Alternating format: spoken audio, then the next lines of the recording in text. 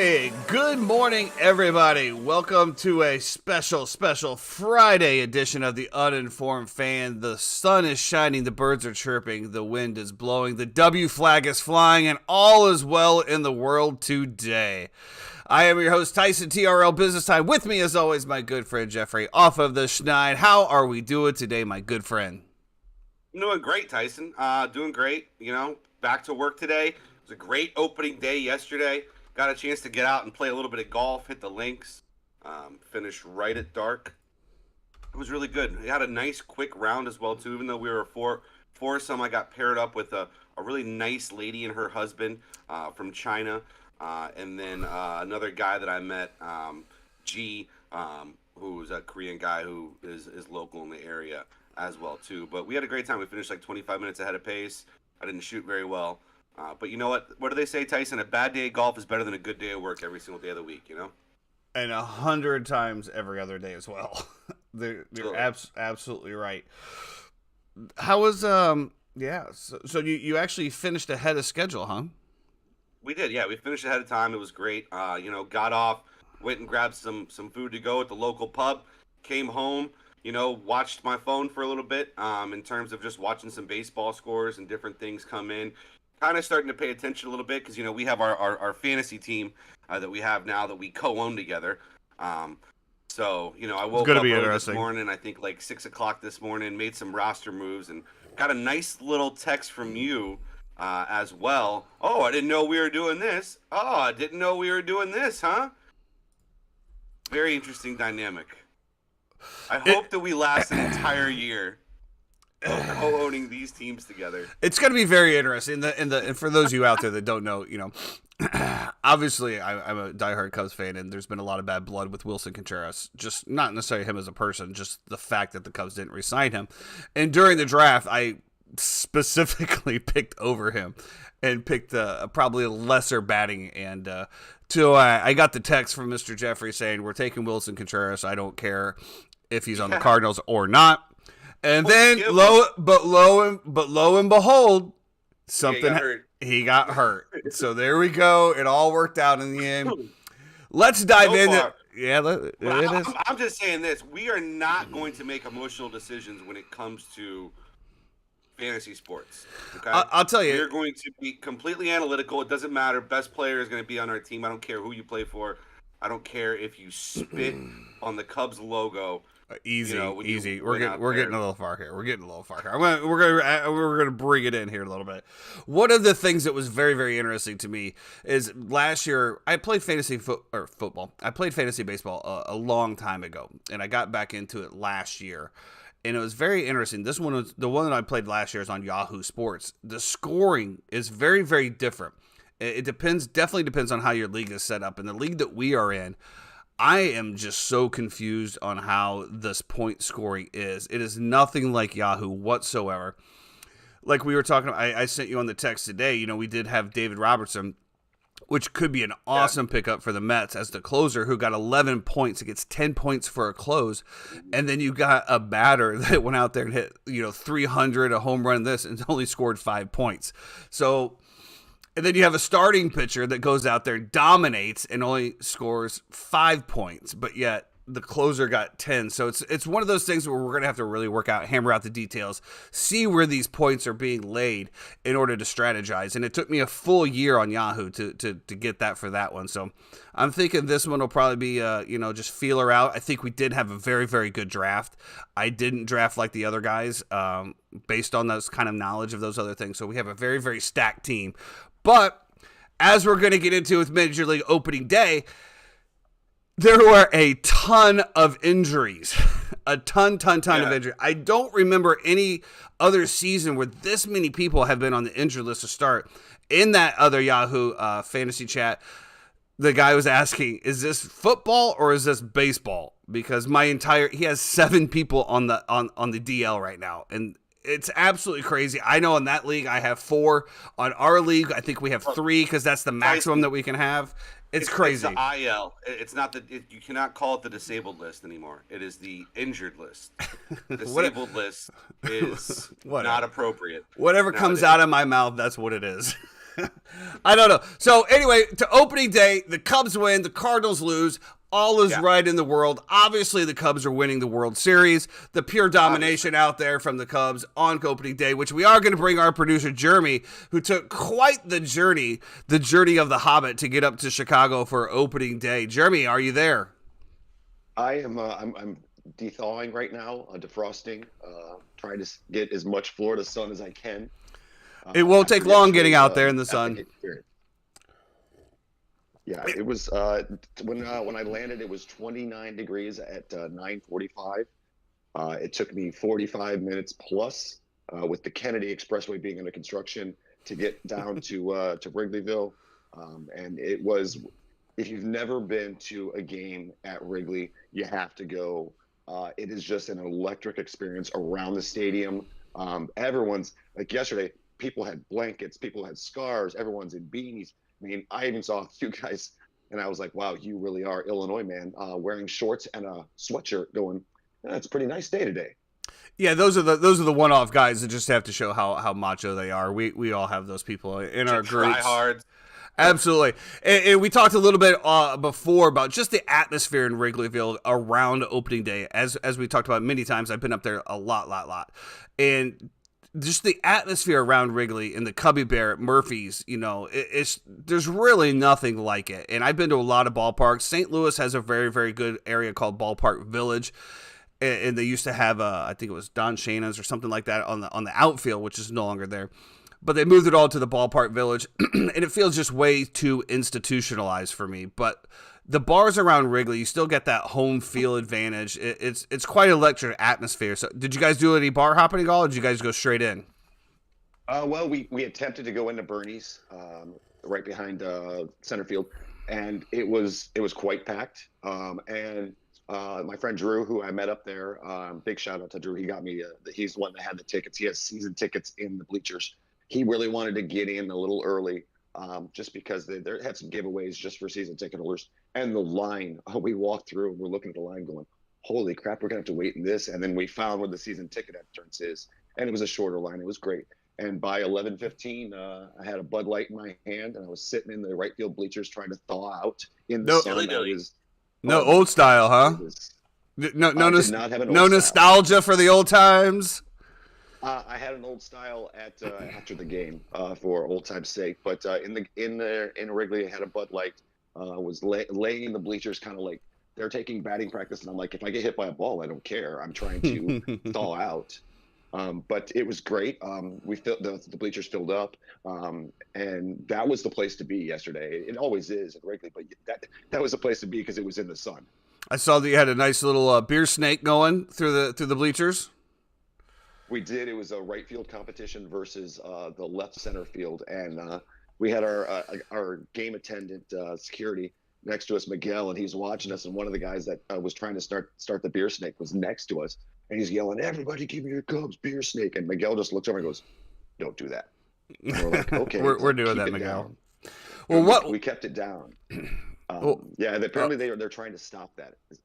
Well, I'm sure that there's something that's going on, but you would think that the waiver that you basically signed by purchasing a ticket relieves them of pretty much anything that happens in there. But what a game, huh? You got to see a great opening day. Marcus Stroman looked very, very sharp. The energy that man puts out on the field is very, very conducive to an electric environment. Dansby Swanson in his opener at Cubs Wrigley Field, 3 hits, kind of broke it open. I do believe it was in the second or third inning there, and got the Cubs on the board. And they would never really look back from there. What a game! What an atmosphere! What a good time to be had up there, eh?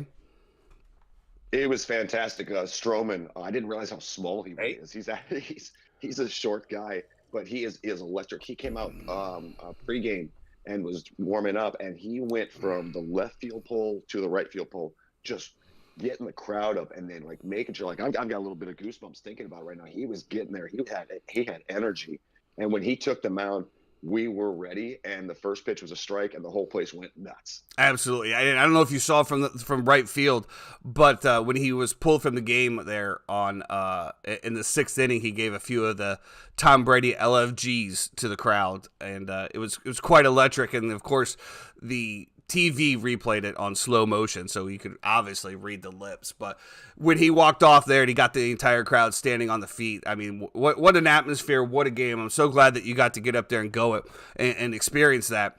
Now, looking back, I mean, obviously it's one thing to, to get up there, now you're back. I think you can kind of see a little bit why after about 10 years of that, it might have got a little old, right? Absolutely. With that, that weather wasn't fun. I mean, but the one thing about Stroman, the coolest thing was, all this talk this year about the pitch clock and all the new rules, the players having to, no shift, all that. I thought it made the game a lot better. I thought the pitch clock, I thought it really did. Like, people are like, oh, it's 25 minutes. It doesn't seem like a lot that they're taking off games. Let me tell you, having to get to the airport after the game to fly back last night, I was watching my clock going, or watching my look at my watch going, oh, this game's really moving. And it was. And Stroman, even though he got the first violation, I think he did really well with the pitch clock. And there is one unique thing that I saw that we're going to have to research about the pitch clock is Stroman has a little move, a little hitch in his delivery, and he does his toe tap. And I don't know if you saw it on TV, but we could see it because you can right in right field. The pitch clocks are right behind home plate on either side. And as soon as he do that little hitch, the clocks would go off. And he would wait 3 or 4 more seconds and then make the pitch. And it didn't matter if the clock was down to 1 or at 8 or whatever. But I have to look into this. Is the MLB running the clock, or is it the home team running the clock? I do remember the announcers talking about that a few times, being like, I was really surprised that he got that pitch off, and I did see that hitch a little bit. I wasn't really paying attention to the clock. I would have to believe, though, that MLB is controlling that. Same thing with the MLB replay, anything of that nature, because to your point, it could definitely be a home field advantage where you could just, obviously let your player go longer. I would have to think that would have to be a neutral thing, but that's definitely something that we'll have to dig into. I as well did, watching, I had numerous games on yesterday. This is, one of my best days is just to watch a little bit of baseball and watch the intensity of opening day. I didn't really see an issue with the play clock or the pitch clocks. And I was one of the ones that said, I don't think we really need it. I've got nothing but positive feedback from everyone. I don't have anybody, even the harshest skepticisms like me, that were like, you don't really need it. It didn't really seem like it affected anything in my opinion, and it did speed up the game a little bit. I don't necessarily think it, needed it, but I also didn't have anything to do on the days that I was watching baseball games or being at a baseball game. So it's very interesting to see how it's going to go, and we'll definitely dig into that and see who does control that pitch clock. But I would have to believe it would be Major League Baseball. I think it would have to be a neutral site. But well, I'm glad that you had a great trip up there and got to root on the Cubbies. You got to saw an absolutely monstrous game. Great opening day. This is what we're talking about with Chicago. With all of the good vibes to start off the season. We'll see how long it lasts. We'll see if it goes longer than a month. Yeah, as an old wise Cubs historian said, hope for the best, expect the worst. Absolutely. That is the Chicago motto. I know you got to get out of here today. I know you got some things going on, but I appreciate you dropping in, giving us that experience, and go Cubs go. Go Cubs go, fly the W. You guys have a good race to your show. Absolutely. Thank you very much. And Jeffrey, did you get a chance to watch your Bravos? I didn't get a chance to watch it. I was just kind of following along and, making fun of Ian as much as I could because, we were playing the Nationals and they're an absolute dumpster fire. Obviously, the story is Max Fried tweaking his hamstring. Looks like he's going to miss at least 1 start, hopefully not 2.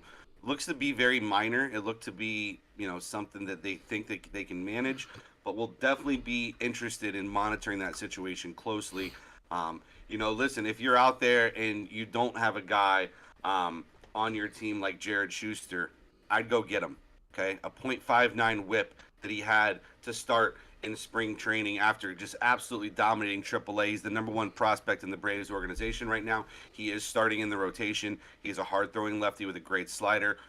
Fortunately, Tyson Thomas and I picked him up before the season started and before Fried got hurt, which means that it does look like Schuster will have an extended period in that rotation because he's already filling in for Kyle Wright, who will eventually be back for his second scheduled start. He's only going to miss 1 start, be back for his second, but it looks like Schuster will then stay in and continue to throw. And if you look at who they're facing as well, too, not bad matchups, as I believe Schuster gets the Nationals starting on Sunday. So very interesting to think about. Did you see a couple of the other injuries that we did see that happen? Obviously, we did touch on the Contreras injury. I know the closer for the Rockies, Bard, who threw for Team USA, is starting off on the injured list because of anxiety. He says interesting. He needs to take some time off for his mental health and kind of figure things out. So, I mean, other than that, I'm just kind of going through our team right now and looking at things while you were talking with Jeremy right there and figuring things out. But, yeah, I thought it was a great start to the year. There's some interesting things to me that we have. I thought the Astros game was really good. It goes in. You expect two teams that are going to kind of slug it out and go through it, and that game came in very low scoring as well. Obviously, Ohtani is lights out in his first start of the year, first game of the year, and they still somehow find a way to lose to the freaking Oakland A's, dude. Like, I don't know what to say at this point, you know? It is the mantra of the Los Angeles Angels. And to your point, Ohtani had just an amazing performance. 10 strikeouts, only had 2 hits the entire game. And one thing that I thought was very, very interesting in regards to him is he was calling his own pitches. With the new pitch clock and some of this, some of these teams are trying this out, and he did have a hiccup in the first inning where it actually broke, and the catcher had to come out and they had to do some manual stuff for the first inning. But he called his own pitches the entire game, and I mean, if this is where we're going to, I know that a lot of pitchers, basically can call their own pitches anyway by shaking off, the pitches that the catcher gives them. But now with this pitch clock, there's no time for that. There's no shaking off 3 or 4 pitches. It's like, hey, this is it. If you don't like it, the next one I give you, that's it. That's all we have time for. And that's where I feel like this is very, very interesting what Ohtani's doing. Because let's be honest, as a pitcher, you already know the stats against the guy that you're going against. You've been briefed, you've been prepped, you've seen the video, you know where you want to throw the ball, you have an idea of what's working for you. And for a pitcher just to be able to say, okay, boom, I'm going slider, low and away off the rip, and not be shaken off or anything. It's boom, boom, boom, go. I think that will speed up the game more than anything else. And, you have managers that are going to be, probably trying to call. I don't know how that whole dynamic works. We're literally watching the evolution of Major League Baseball as we know it. Because, previously the manager got the call into the catcher, looks over the dugout, gets the call from the manager, he puts it down, the pitcher says yes or no, and then they go from there. It's not, this is pretty much catcher gets in, pitcher looks, I guess he has some type of device on his shoulder, which is weird to me, man. Like, is it like cheaters? There's like 4 buttons here, and he just kind of like hits one, and then like but I don't know. I really got to dig into that. But that to me Altuve started his own tech company, and they sell things that you can put under your shirt. Somehow the Astros already have the technology, and they're about 10 years ahead of everyone else. Chad, please. But yes, what another disappointment from the Los Angeles Angels to completely ruin Ohtani's brilliant performance. And he just, what an athlete, man. What an athlete. To be able to do what he does, and obviously in fantasy baseball, he is an absolute monster because not only does he get the batting side, he gets it, which in ESPN is weird that it does that because in most other leagues, they break it out. You actually have Ohtani the hitter versus Ohtani the pitcher. It doesn't lump in there. But yes, another very, very disappointment from the Los Angeles Angels. So that game also, I do want to point out Rushman, obviously, who's on our fantasy team, who has a 5-hit day for the Baltimore Orioles. And I love getting a message in our group chat because Baltimore beat Boston 10-9. And we get a message from Sean Munson about how the Baltimore Orioles are winning the World Series. Like, you just gave up 9 runs to the Boston Red Sox with your ace starter going, homie. I don't want to hear it. All right, good win. Like I said, you're going to be one of the most fun teams to watch in baseball this year because this is what it's going to be. It's going to be 10-9, 10-8, 10-7. They're going to score runs. They're going to put up numbers. It just kind of is what it is. But you don't have the pitching to back that up. Adley Rutschman to me is going to have just an absolute monster year. I've been following him since he came up. Purchased some of his limited edition memorabilia for sale on thomasmemorabilia.com. But Shout out. But yes, he struggled a little bit to start when he got his call up from the big leagues last year. He kind of stabilized towards the end of the year. And I think now that he has had a full year in the majors, I think he's just going to be absolutely explosive this year. We saw lights of it last year, and we're already seeing it in the spring training this year. So yes, Adley Rutschman to me is just going to have an absolute monster year. With that being said, Garrett Cole and the New York Yankees took care of business, handled it pretty easily here. Did you see that game was like at 2 hours? It was like 2 hours on the dot, and it was like the middle of the 7th inning. Yeah, when you have very, very good pitching, right, and you have this clock and the speed up, some of these games, I believe that some of these games are actually going to touch 2. Like, I remember back in the day when you had like, Chris Sale versus Max Scherzer or Clayton Kershaw. These games that were, you look at over/under totals at 5.5. Those games could very well hit 2 hours. But Garrett Cole come out dominating once again, picking up right where he left off. The AL MVP, homering once again, Aaron Judge. I was one that I didn't really think that he was going to be able to recreate the performance of last year. It is also very early in the year, but he shows no signs whatsoever of slowing down. Absolute monster out of him yesterday. I mean, at this point, he's on pace for 162 home runs this year. Just ask Yankee fans; they'll tell you all about it. Absolutely. And we saw our Tampa Bay Rays holding down the fort at 4-0, looking good there as well. I don't know about our Tampa Bay Rays, but sure, your Tampa Bay Rays. I do want to talk about the Toronto Blue Jays, who did win 10-9 against a really, really tough St. Louis Cardinals team. I tell you what, that lineup is just stacked, man. Remember the guy who I called out, Varsho? Varsho showed up and delivered yesterday as well, too. Left fielder. That lineup. Springer with 5 hits on the day. Bo Bichette knocking in big runs here and there. Vlad Guerrero Jr. steps up to the plate. I mean, they're a really good team, and that's why I picked them to make the World Series this year. And it upsets me, Sean Munson, that you lost your parlay that you were so excited about because you went against what I said. Well, you know what, and that's why Sean Munson should listen to the show, because obviously he is an uninformed fan. Come on, what are we doing here? What are we doing here? Overall, great day of Major League Baseball yesterday. We saw some good matchups. We saw some people continue their performance from last year. I think it's going to be a great season. The speeding up of the games, I think it's going to help. I hate to say it because I was against it, but I think it's going to help. It definitely increased the flow. I think it's going to help. And hopefully we continue to increase more fans, more fan attendance. And hopefully, some of these poverty organizations like Oakland and can get the hell out of there. I don't know. I don't know what to tell you. Ever since I watched Moneyball, which I did, I was one of the last people to watch it that I know. There's a little thing about, with Billy Bean and me over there. I really wish that, I don't know. I just hate to see teams struggle and especially get like 5,000 people in attendance. It's sad. I look forward to talking about baseball again in October. So it was a good run that it had on the uninformed fan. Well, I hope you guys have a great season, and we'll see you in the playoffs. I don't know if we'll see you in the playoffs, but we'll see. We'll see how long the Cubs fan keeps me in. Cubs keep us around here. Joking. Well, moving on, we do have the NCAA Final Four starting this weekend. We have number 9 Florida Atlantic versus number 5 San Diego State. We have number 5 Miami versus number 4 UConn. We actually have the potential, as you called out a long time ago, of an all-Florida championship game in NCAA basketball. I think that they actually have a real shot. Let's start with the Florida Atlantic versus San Diego State here. I'm going to let you start off on this one. We do have San Diego State favored by 2 in this game. I believe it opened up a little bit larger than that, and it's been bet down on the Florida Atlantic side.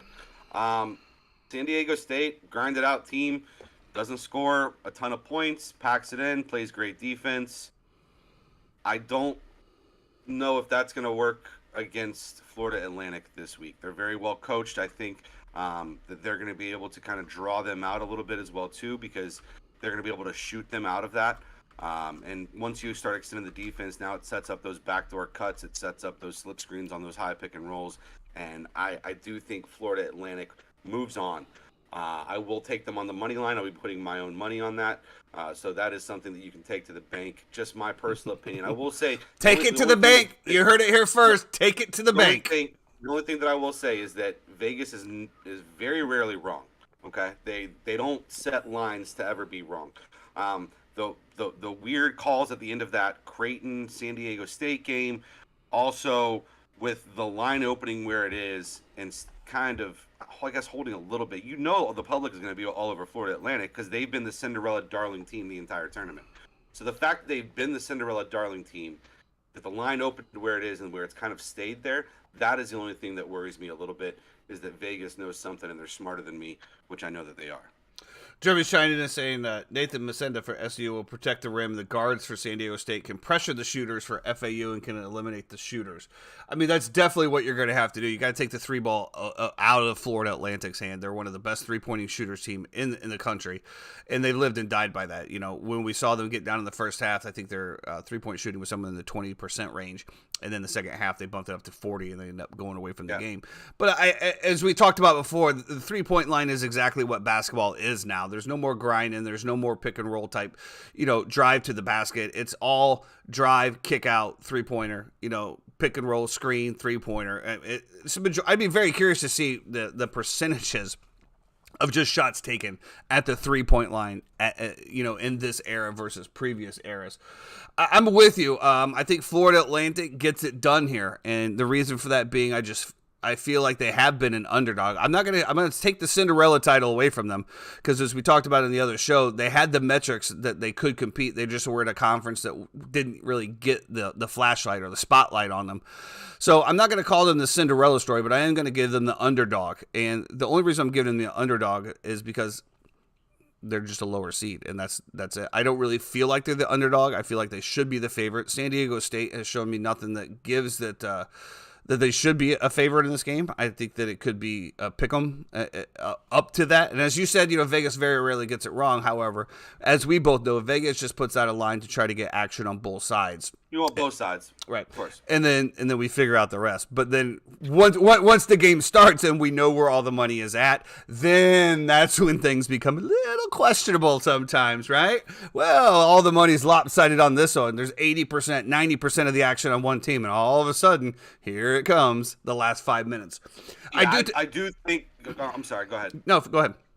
I was going to say, I feel like John L. Martin rebounding the basketball has been kind of the game changer this entire tournament for them. And I think he needs to continue to go down, be aggressive, and mix it up in the paint down there. Him getting those offensive rebounds and even helping out on the defensive board, helping the big Sequoia out, I think is a very key aspect of this that they have to get done. Otherwise, it will be a very tough game for them. I think it's definitely going to be a scrap out. I think you're going to see some very, very timid ball in the first half, at least for the first 5 to 6 minutes, as we see it and everything. These are two teams that haven't been in this stage before, haven't been on the spotlight before. I think that you're going to see some very nervous basketball to start off, probably all the way up to the first half. I think you'll start to see a little bit of calm down in the first half, a little bit of the third quarter, or I'm sorry, the beginning of the second half. And then about a couple minutes into the second half, I think you're going to see who the clear favorite is in this game. So I am going for Florida Atlantic on this one. I'm actually going to root for the entire, I guess, the Florida Fecta, if you will. I'm gonna, as much as this pains me, I am gonna go for Miami against UConn. I don't think that they're going to win, but I'm pulling for Miami. I don't know why. I had nothing but disrespect for that university, but I am still going to pull for you. So for all you Miami fans out there, I'm with you on this one. I'll let you start off on this one. You got Miami, UConn. The line is 5.5 of UConn. What are your thoughts on this one? I did want to say just one more thing about the total here. 131.5 is very interesting to me. Listen, you hate sweating unders, but at the same time, when you're going to see, it's going to be like 25-24 at halftime, and you're going to feel really good about your unders. If it's 25-24 at halftime, I don't even know if I'm watching the second half. Okay. Well, that's what I'm saying. I expect this game to land in the 50s. For both teams, maybe the 60s, depending on what happens. Life's too short to bet the unders, Jeffrey. Life is too short to bet the unders. It depends on if you want to make money or if you want to just, blindly root like a bot. I will say that bot me up. Bot me. What was the Family Guy, right? The Family Guy where he walks to the Yep. Just take my money. Casino. Yeah, hands him the $100. Oh, who do you want to bet on, sir? I don't. No, just take my money. Like this. Yep. So Miami, Connecticut coming in total of 148.5, and Connecticut favored by 5.5. I will say I want to take Miami here. I really do. I want to root for Miami. I want to root for the Florida teams. I want to root for all my boys who are diehard Miami fans, who I know legitimately are excited and care about this game, because it has been rough for Miami fans for a long time. I mean, yeah, since VHS tapes went into becoming obsolete. Since The Rock played there. Exactly. Yeah. Dwayne Johnson. No. Obviously, listen. Great history in Miami. It's been a very unfortunate run for you lately. I will be rooting for Miami with my whole heart. I absolutely will. That being said, if you want to have me make a pick, I will say that UConn wins this game. I agree. I definitely think that UConn gets it done here. I don't know if they get it done by 6, but I don't know about 6, but I think it'll be close. Yeah. I'll take this. It's either going to be an absolute blowout, so it's either going to be UConn by 15, or it's going to be a buzzer beater. That's what I'm going to say about that. So take that for what you will. But like you said, I am rooting for Miami as well. I think that the size that Miami has, the rebounds that they were able to secure over the last few games, is going to be just the difference in the game. I think this game's going to be a little bit different, though, when we're talking about starting. I think UConn is the more poised team right now. Again, Miami hasn't been here before. There's a lot of excitement around Miami. I think you're going to see UConn come out and get it to a very, very early big lead, 10, 12 points right off the rip. And then you're going to see Miami continue to chip away up until the second half. And then about halfway into the second half, that's when we're going to determine whether or not UConn is going to actually blow the doors off, or if Miami's going to make the run. So that's kind of my takeaway on that one. Yeah. Like we said, I am rooting for Miami. Let's get an all-Florida final, whatever that means to the state of Florida. I don't know. But I actually would love to see Florida Atlantic take this the whole way. I would love to see that. Love.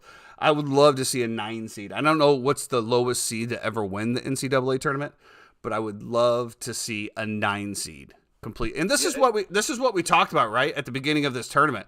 There was no clear-cut favorite, even though we had the ones, we had the Alabamas, the Houstons, but there was no clear-cut favorite of a team that we're like, this team is going to dominate the whole way through. And I think this is evident based on what we got. We got 2 5s, a 4, and a 9. I think this has been an absolute great tournament. I think it's all going to come down to, can Miami hang and rebound with UConn? If they can keep it at a respectable clip of, look, Sonogo he's a monster inside. We know he's the best big in the country, in my opinion. But if they can keep it close rebounding wise, I think they have a legitimate shot to win this game, absolutely. Because I think they can play just as well on the perimeter on the outside. If they're giving up second chance looks and they're fouling him every time and you're getting into foul trouble with it's going to be tough. But listen, rebounding, box out. If you can get him in foul trouble, possibly, take it right at him. Let's test his shot blocking skills in the first 5 minutes as much as we can. Let's see what happens. You touched on that, and I sincerely hope that this isn't what we get out of these 2 games where the referees control the game. It's going to be one of those, hey guys, we understand it's a human aspect of the game. We're just looking for some consistency all the way through. If we're going to let him play in the first half, we're going to let him play in the second half. If we're going to call it tight in the first half, we're going to call it tight in the second half. We just want some consistency. That is all. There's going to be missed calls. There's going to be no calls. There's going to be issues. But please, please, please, please, please let us not come down to the game where we're here on Monday morning talking about that call that cost the game. That's all we ask as sports fans. We just want the consistency. Keep it straight. If you're going to let them play, let them play. But if you're going to call it tight throughout the whole game. But I do believe if they go to a call it tight type scenario, I think you're going to see a lot of foul trouble on both of these games. Because as I said, I really feel outside of UConn, the other 3 teams I really feel are going to be very nervous to start these games. And if they're going to call it tight, especially in the first half, you're going to see a lot of quick foul trouble, and that's not good for anybody. You can see Miami being a little loose. They have a swagger to them where they're a looser, type of a team. So everybody's loose until they get on the big stage in front of 40,000 people on the NCAA Final Four. Because you got to think about it. These kids are going through media days now. They're all being questioned on the side. They're getting all of this attention. I mean, heck, the Florida Atlantic guys, I mean, gosh, this is like, the going out into the big world, right? Seeing everything. I think it's going to be very, very interesting to see who can keep their composure and who can really be settled to start the games. And I think that's going to be a big deal on both of these games. Yep.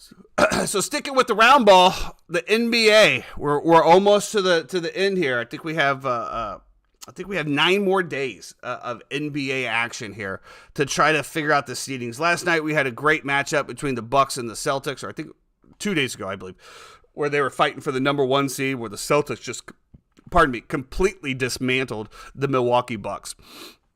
We talked about it before about the Bulls and what the push that they're making. They have cooled off. As we know, basketball is about runs, and it also has to do with travel. Obviously, the Bulls are on a West Coast swing.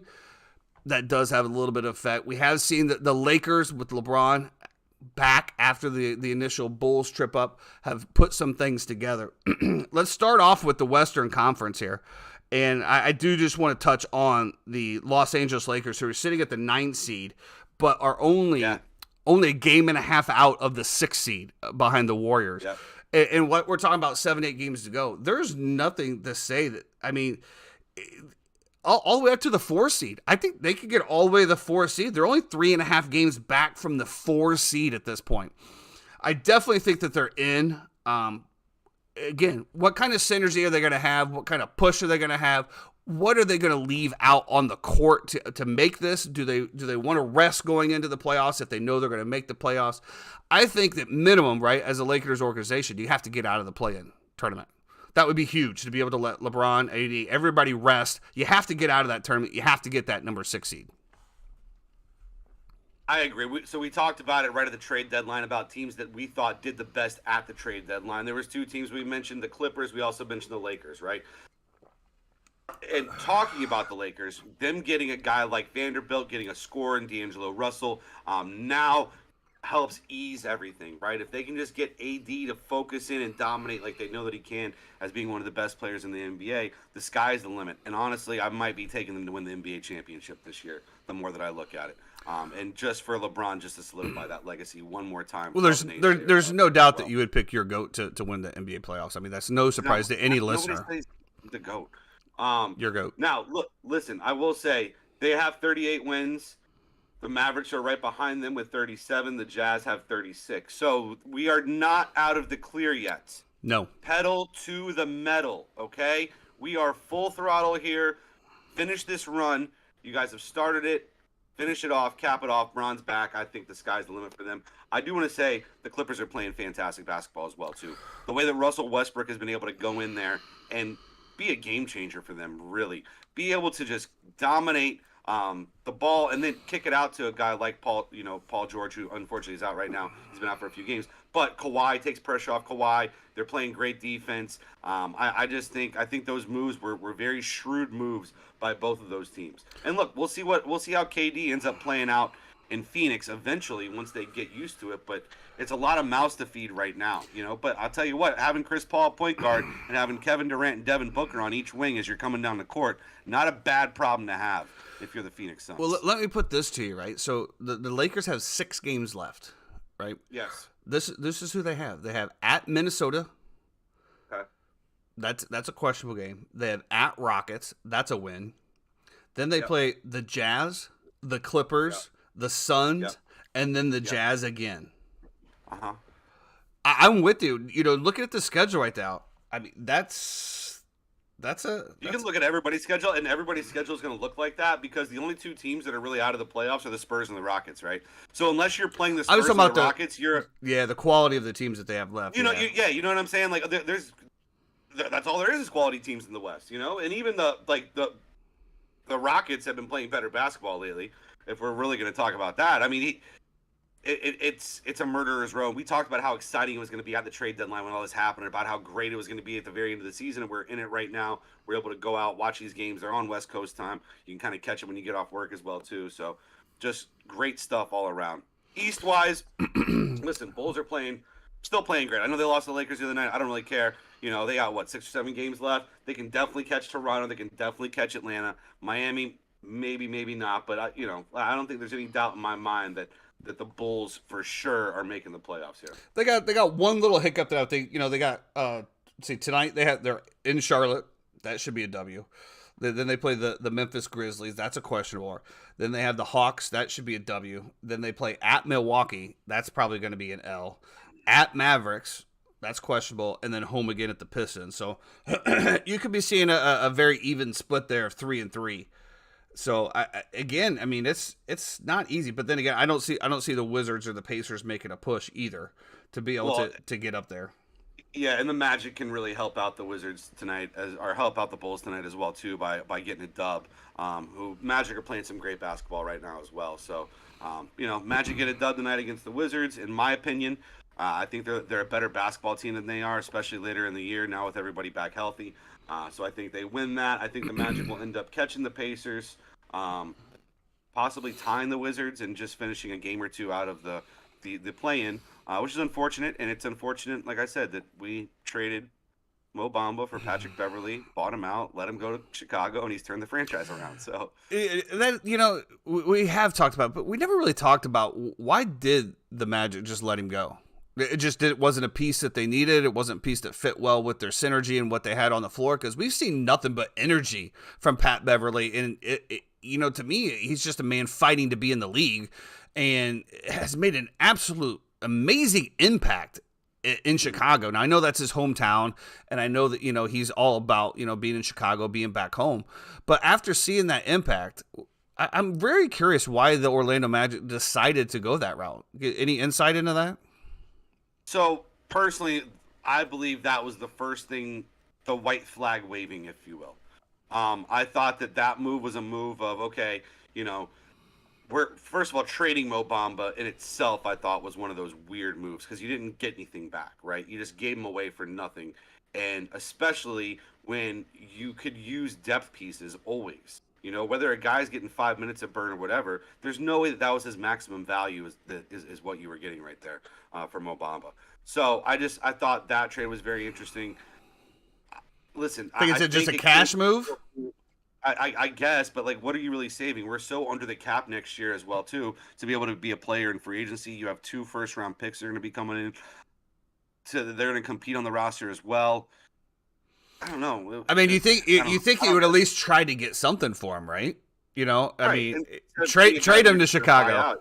Yeah, you just gave him for free, for nothing, basically. And I don't know what Mo Value's market was, and obviously as soon as he gets to the Lakers, he ends up getting hurt. But I think he will be back coming up here soon.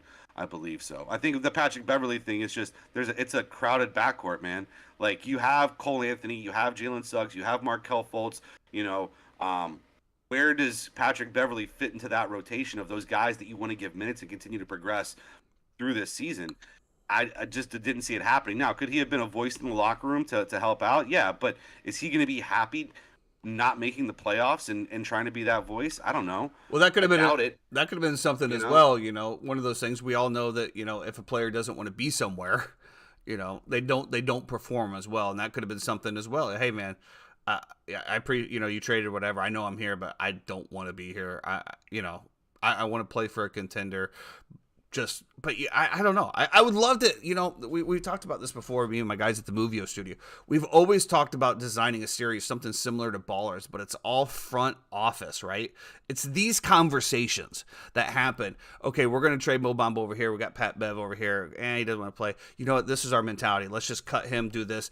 To see the inner workings, right? The puzzles of how these front offices work and the conversations that they have with agents and trying to negotiate salaries and position plays and when players are unhappy. That's part of the sports world to me that I find just utterly fascinating. The part that we don't get to see, right? I think that would just be something I would love to see. I agree. I know. I mean, think about Entourage. What was one of the best things that we loved about Entourage, right? Ari Gold. Being in that agent mode and going and, telling people exactly what he thought, undressing people left and right. He was one of the best characters in television, honestly. We loved it. So I think something around that role would be very interesting to be able to see. Shout out to Jeremy Piven. Great job. Did a great job on that. So speaking of that, anything else to wrap up on the NBA before we move on? Not really. I mean, I think it's going to be a fun last little week. Let's enjoy the weekend. Some really good games. You'll have a great Sunday game as well, too. I'm sure that'll be highlighted on ABC. Shout out to our sponsor, ESPN, who just brought us on their podcast network. We really appreciate that as well. Yeah. Yeah. Stephen A. is going to be listening. We're probably going to get a cease and desist. Who knows what's going on? Put that out into the ether. Well, speaking of these internal discussions and the things that we can't see behind the scenes, once again, Lamar Jackson continues to hold the headlines in the NFL as he still has received respectively no offers whatsoever. Meek Mill is campaigning for him with Robert Kraft, who Robert Kraft has deferred to Bill Belichick. Then we have the Tampa Bay Buccaneers, who are now plus 800 to land him. I think the third best odds. The Washington Commanders are in there as well. It's a slow. Commanders to me are the perfect fit. In my opinion. Go ahead.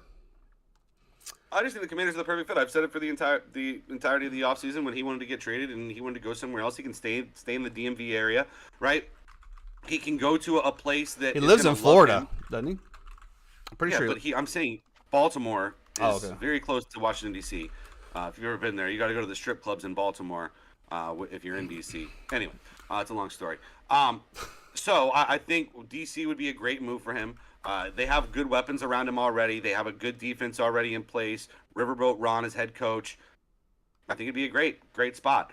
The Tampa Bay stuff is funny to me because, Baker Mayfield talked about it, how he had a couple offers from other teams, and one of the teams that he had an offer from was the Baltimore Ravens. And it was actually, probably a very comparable amount of money, if not a little bit more, but he really wanted the ability to come in and compete for a starting job. And so because of that, he wanted to go to the Tampa Bay Buccaneers because he knew Lamar Jackson was going to be over there in Baltimore. So I just think it'd be very ironic if he came to Tampa and somehow we pull off Lamar. I don't think there's any way for it to actually happen. I think it's just a figment of our imagination and hopes and dreams and prayers that we think that something could happen like that. He would have to. Are you on board with that? I'm sorry? Are you on board with that? With bringing in Lamar? Yes, sir. I think it would depend on the amount of money that we're paying him. I think it would depend on the length of the contract, and I think it would depend on a few factors. But yes, absolutely. If you put Lamar Jackson on the Tampa Bay Buccaneers right now, tell me we're not a favorite to win the entire NFC.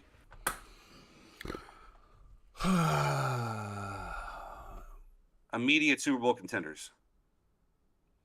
Who else would you take in the NFC? I don't know. That's what I'm thinking of. I really don't know. It depends. I don't know. All we've done is we've reloaded. We reloaded guys who took good contracts. In terms of Jamel Dean, in terms of Levante David, Anthony Nelson on the outside as well too. We are missing one more piece. I think we need to bring Logan Ryan back. I think he'd be great to shore up that secondary. Mike Edwards just left to go to Kansas City. We got to fill that void somehow. I think Logan would be a great piece. Local guy, loves state of Florida. That's my 2 cents on that. I think I'm gonna quote the great Todd Bowles and say, we have no money. I don't see how the Tampa Bay Buccaneers could sign him. I don't know exactly where they're at in the salary cap. I think they're maybe 5, 6, 7 million below right now. But I mean, we're talking about Lamar Jackson, who has already said he wants the top of the market.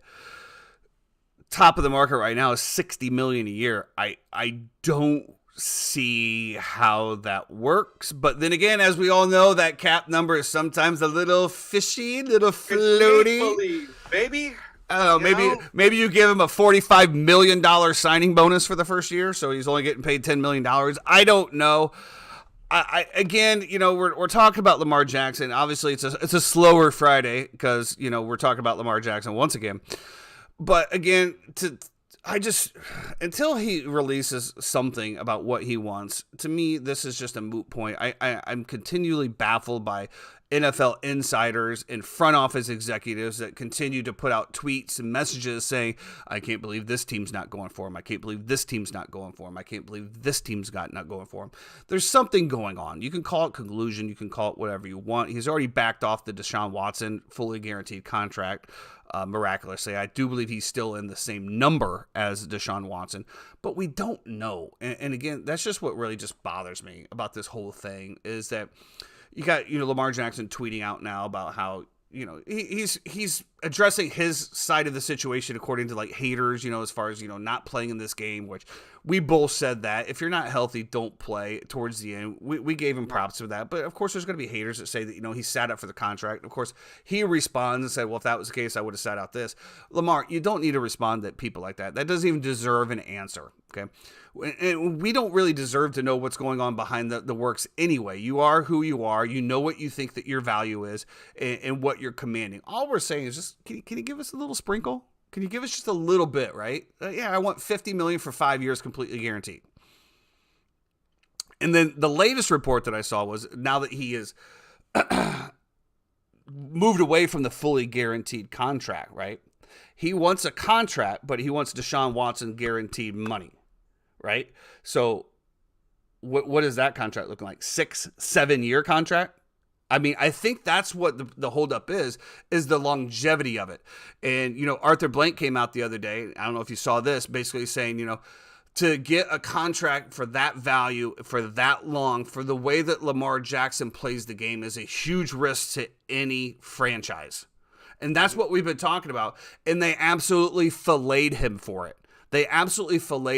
Saying, the Falcons need him. The Falcons could use him. How are you going to say this? It's common sense, guys. It's anybody who watches the game. I don't need to be an NFL owner or an NFL GM to see the way that he plays the game versus his history. Can he play at the top of the game? Absolutely. He can be one of the best quarterbacks, if not the best quarterback, moving on in the next 5 years.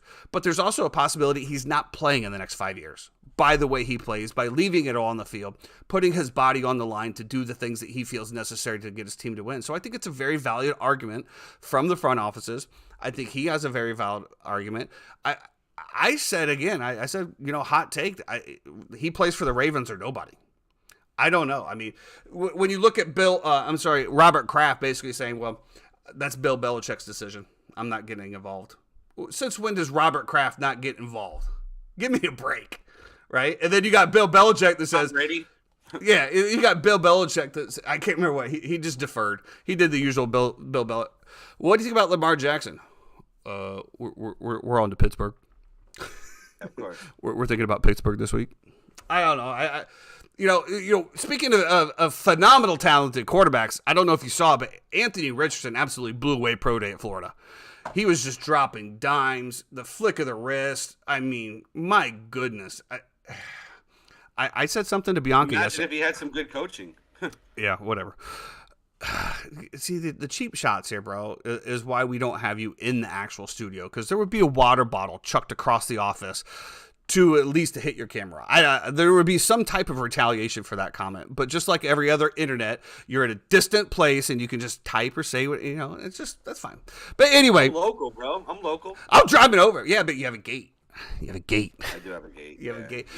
But Anthony Richards did, I said something to Bianca, a hot take after seeing this. Now, I haven't been on the Anthony Richardson bandwagon because I did watch every single one of his Florida games, and I can see his upside and I can see his downside. But here was something I proposed to Bianca the other day. Bears fans, don't take this with a grain of salt. I said the Bears should have kept the number 1 pick and traded Justin Fields. Now, with that being said, what I'm seeing from him, like you just said, obviously the coaching level and the NFL is at the highest level. There's an army, a platoon of coaches to be able to develop a young quarterback. Let's be honest, the Bears are still 3 years away from being really, really competitive. For what you could have got with Justin Fields, you could have supplemented in more first-round picks, and then you had a developmental person like Anthony Richardson coming up and should be developed about the same time that you're able to put the pieces around. Coming off another 5-year contract on a rookie contract, it paces that money out. I think it was a very, very interesting topic. Obviously, that's not going to happen. We can sit back and just say, hey, that would have been kind of funny. But, I was one of the opponents as well saying, you don't trade Justin Fields. And, of course, my cousin was like, well, why? He has great legs, but he still missed some balls, stuff like this. But I always thought that was a good question. But I think after watching the hype around Anthony Richardson, I think he's going number 1. I really do. I believe it's going to be C.J. Stroud, number 1. I think it's going to be Bryce Young to the Texans after that. And then you're going to see a little bit of a run. I think it's going to depend on who wants to move up if you hold that third, fourth pick, I think it's going to be extremely valuable as well. That would be the Colts area, right? I think Arizona's 3 and the Colts are 4. I don't know if I like Anthony Richardson with the Colts. I mean, where players go to die, right? Outside Peyton Manning. I don't know. He is turning me and listening. You know, he's not. I've been a believer. He's not a first day starter. Let's just say that he's not a first day starter. But if he can get drafted and get behind, could you imagine if he was there under Tom Brady for the first 2 years? Could you imagine like a scenario like that? And I do believe that's where he needs to go. He needs to go somewhere that already has. You can't do a Trevor Lawrence, right? You can't get drafted to Jacksonville, one of the worst teams in the league, and then let him develop that way because he's not a complete quarterback as Trevor Lawrence is. And Trevor has done very, very well in the first 3 years that he's in Jacksonville, in my opinion.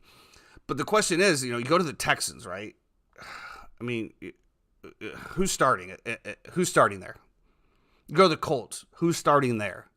You go to the Panthers. Who are you learning behind? Sam Darnold? I think that's going to be the biggest issue with him and whoever drafts him. Now, you might see maybe a Saints, maybe a Raiders, maybe someone like that comes out of the darks of the shadows that already has a quarterback in place, aka like the Raiders' Jimmy G, but who also comes up, makes a reach, and gets him to develop. Now, I think that would be another great fit. Imagine being developed under Jimmy G, one of the coolest, calmest quarterbacks in my opinion. Doesn't really get frazzled a whole lot. Been around the league a long time. I think if he gets into a situation like that where he has a valid experienced mentor, I think his sky is the limit. But if you put him in a poverty franchise or a franchise that just doesn't do it, I don't think he's going to succeed. Those are my 2 takes on him. I do have another sleeper for you, and I'm just going to leave it at this to put a bow on it. I think a very interesting spot for him to land would be the Tampa Bay Buccaneers as well, if they could move up and, strategically get in position to do something like that. Then, now you have a 3-headed quarterback room with Baker Mayfield. You do have Kyle Trask, and now you add in AR-15 at the very end as well, too, the most athletic of the bunch. They're going to go out there. They're going to compete. Maybe it's not about learning so well under somebody. I don't know if Tom was ever that guy to, take quarterbacks under his wing and teach them everything that he knows. He wasn't. Todd Bowles actually, I don't know if you saw that article. Todd Bowles actually came out and he was talking about the Baker Mayfield and the Kyle Trask thing. And he said, for the first time, we're actually going to have a quarterback competition in camp. There was never a quarterback competition the past 3 years. It was always, as I said, and everybody else said, no, he couldn't beat him. It was always Brady and it was always, what's his name? Blaine Gabbert. There was no competition for Kyle Trask to overtake that spot, and I think that's just the respect that Tom Brady commanded. It was Tom Brady's show. He wanted to work with the number ones to ensure that he had the best synergy possible.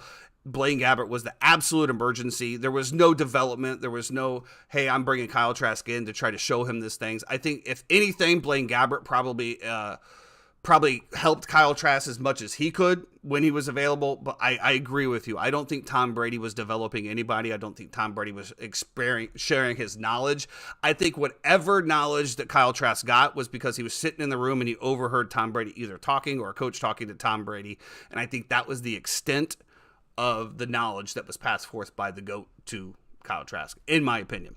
Brady's never been that guy. I mean, I did get to hear him speak yesterday, too. He was here in Orlando. Landed, gave a speech at some huge meeting and event that they had, and then hopped on a helicopter and flew away. So pretty interesting as well. She said he's very eloquent, really nice speaker, very nice person, very good looking. So good for Tom Brady. All I know is I saw the videos of the picture of him playing football on the boys, and all I could think about was Point Break, bro. That's Johnny Utah, man. Don't you know who that is? I don't know. It felt very, very fake. It felt very, very Top Gun, Point Break-ish. Hey, the cameras, look at me. Oh, I'm Gronk. I'm getting tackled into the water. Woo! Yeah, so speaking of local things, like I was just saying, are you planning on going out to live it all this weekend, as it is I might. Literally I might. 40, 50 steps from your house? I might, actually. It's only $38 for a grounds ticket for the weekend. And to the point of, it's here. I ain't doing anything. It's never gonna get closer than where you are right now. Yeah. You know what I mean? Like it is. Here's my biggest issue is one, I can't walk through there. They're not gonna let me. Right? There's gotta go all the way around. So I literally have to. For those of you who don't know, I live next to the golf course. Now there's 2 golf courses at Orange County. There is Crooked Cat and there's Panther Lake. They're playing at Crooked Cat. I live next to Panther Lake, which I can actually walk right onto Panther Lake, and I could walk up and walk like 3 holes and I'm at the clubhouse. But apparently there is a main security gate that you have to go through to get over there. But so they're going to make me literally drive my car around the corner to get into a parking spot to be able to walk in. So with that being said, that's my biggest deterrent right there. I don't know if I'm going to do that just for that. Much better if you had a golf cart, right? If you had like a golf cart like in your community that you could just tool around on, you know. Could you imagine the security all of a sudden looking over and there's this random golf cart coming from nowhere that matches nothing, just barreling down? Yeah. It's good times, but yeah, I don't know. I think I might go over there, man. You know, we looked at some of the hospitality things, and you know, those were just completely egregious in price. But for $38, I might go around there, watch. You know. Do you think? All right, because I was talking with the kind people that I was golfing with yesterday. Do you think that the rating here in Orlando, people have played Orange County? If you live in Orlando, you've played Orange County National, right? It's an Orlando staple. Been there forever. Used to be the PGA Tour qualifying school. For those who don't know, correct. Used to be Q School. It's an amazing complex. Can play extremely long. There's a 9-hole walking course as well. It's beautiful. If you haven't been, you get a chance to go. Stay out there. You can stay on property if you want to. They have everything going on. My question is, do you think locally here in Orlando, do you think more people will be watching the Valero Texas Open or Live? You know, I think that there's going to be a lot of people coming from out of town. The Orlando to me is very obviously transient. And, of course, you know, after the group that you got me in, the Orlando Group Network, I was looking on there and I know somebody posted. Golf Network, yeah. Yeah, the times and stuff. And there was people laughing and, you know, I'll never go watch that. You know, I just don't get it. I don't get the sentiment. Okay, if you're a PGA, go hard, that is. But it's still golf. It's still golf at some of the highest level. It's still golf that you'll never hit. You'll never hit that shot. You'll never make that score. It's somebody that's still 10 times better than you. And it is entertainment. And I think that Live offers a little bit stuff that the PGA doesn't in regards to, you probably get a little bit closer to the players. There's not going to be people, you know, thousands of people like, you know, trying to watch Tiger Woods and you're about 8 to 10 deep trying to get a look at him. I think, you know, you can get closer to the players. There is big name players there. I mean, these are the people that used to compete for the number 1 rankings in the world. You know, to just completely dismiss it to me is just, I look at those people, I'm like, you're just asinine. You know, it's just, I think. See the report about their buyouts, if they want to opt out of their Live I did see that. It was like 3 to 4 times what they signed for. Yeah, you made a deal with the mafia, folks. Good luck to you, bro. Dustin Johnson's buyout's like $400 million. Oh my God, dude. Yeah, sure. We'll let you out of it for $500 million. They had to, though, right? They had to, because if they signed the contract regardless, and they gave them an easy way to have cold feet. I mean, I think a few guys probably would have backed out based on the pressure that they've received. But again, as I've said before, I think a little competition's healthy for everyone. And for, you know, like I said, the PGA thumpers just to be there like, that's not golf to me. I'm not watching that. It is golf, and it's golf that blows you away. So why don't you just go enjoy? If you don't want to, that's fine. But you don't need to knock people for their life decisions, for their career decisions. And for that fact, like I said, I might go out there. I really don't see. I don't know what the weather is going to be like. It's absolutely beautiful here right now. The only reason I played yesterday is I was like, I cannot give up this day. Because it was just absolutely gorgeous out. But let's see. I think it's in the 80s. Yeah, it's like the wind's blowing. It's beautiful out right now. Like I said, the W flag is just flying. It's just it's such a majestic, a majestic day. With that being said, we do have F1 this weekend. F1 is back. We are in Australia for the Australian Grand Prix. Not a whole lot to report on this. It is a little bit wet out there right now. Alonso has the fastest time as right now. Of course, Verstappen's right there. And, you know, the Ferrari has climbed up to second place. Now we are still very early in the practice rounds. We haven't got to the qualifying or anything of that nature.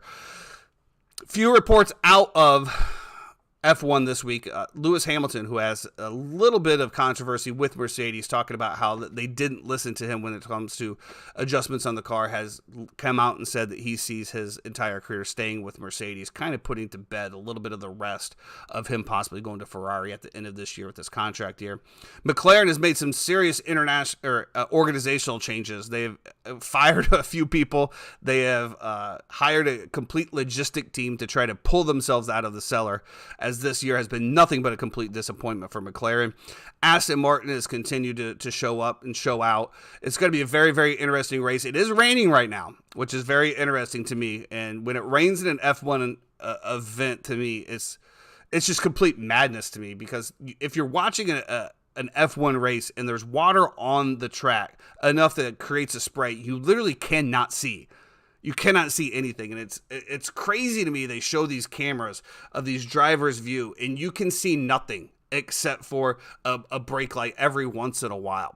The fact that these guys continue to keep these cars on the course going 100 miles an hour out of corners and not being able to see anything, to me, is amazing. I hate to see it, right? Don't get me wrong. I want a nice, clean, dry race, but to be able to see something like that is absolutely amazing. So we'll have a complete F1 recap after this weekend on Monday. We'll see if anybody can take down the Red Bulls. We'll see how is Max Verstappen's panties in a bunch again this week. Who knows what's going to happen? Hopefully Checo wrecks him at this point. Honestly, I'm completely over Max Verstappen. He is the biggest crybaby that I've ever, I'm not going to say that I've ever seen, but a lot of baby mama drama with Max, and to see how he acted last week about not showing up, or not even taking his car to the victory lane to park it in P2 because he was upset because he couldn't catch Sergio in regards to winning the race. To me, it's just a bad look, man. The guy is just a crybaby. If you really think you're that badass, Max, why don't you go take the McLaren car, right? Why don't you go jump your ass in the McLaren car and let's see how you do. You give zero respect to the team of Red Bull that continue to give you the best car that's on the field and the best car by a mile. If you're that good and you're that high and mighty on yourself, go jump in a Williams car, okay? Why don't you go jump in one of the other cars and see how you do?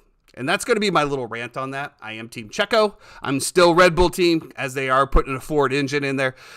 I had to talk to my cousin Clay, who has been on the show and will be on the show hopefully next week to recap. I had to, I was ready to burn it, man. I was ready to cancel my orders. I was ready to move on from Team Red Bull and go find a new thing. And he talked me down on the ledge. I really just think that I despise Max Verstappen that much. I really do. He seems to be like one of the most ungrateful people that I've ever seen. He might be one of the nicest guys in the world, but the way that he comes off, nah.